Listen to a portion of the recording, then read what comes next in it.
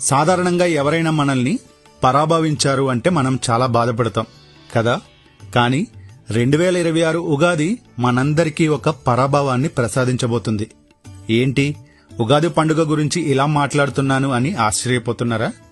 2026 మార్చి 19న మన జీవితాల్లోకి అడుగు పెట్టబోతున్న శ్రీ పరాభవ సంవత్సరం వెనుకున్న అసలు రహస్యం తెలిస్తే మీరు కూడా ఈ పరాభవం కోసమే ఎదురుచూస్తారు.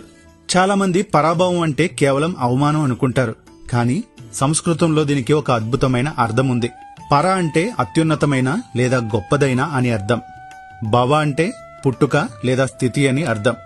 అంటే మనలోని అపజయాలను, అహంకారాన్ని, అజ్ఞానాన్ని ఓడించి, అంటే పరాభవం చేసి ఒక ఉన్నతమైన స్థితిలో కొత్తగా జన్మించడమే ఈ సంవత్సర సందేశం. మనం పాత పద్ధతులను వదిలేసి కొత్త ఆలోచనలతో ముందుకు వెళ్లడానికి ఇది ఒక గొప్ప సంకేతం. ఇక విశ్వావసు సంవత్సరంలో మనం ఎన్నో నేర్చుకున్నాం. కానీ ఈ కొత్త ఏడాది మనల్ని మనం మార్చుకోవాలని చెబుతుంది. ఉదాహరణకు, మనలో ఉన్న బద్ధకాన్ని పరాభవం చేస్తేనే కదా మనం సక్సెస్ వైపు అడుగులు వేస్తాం.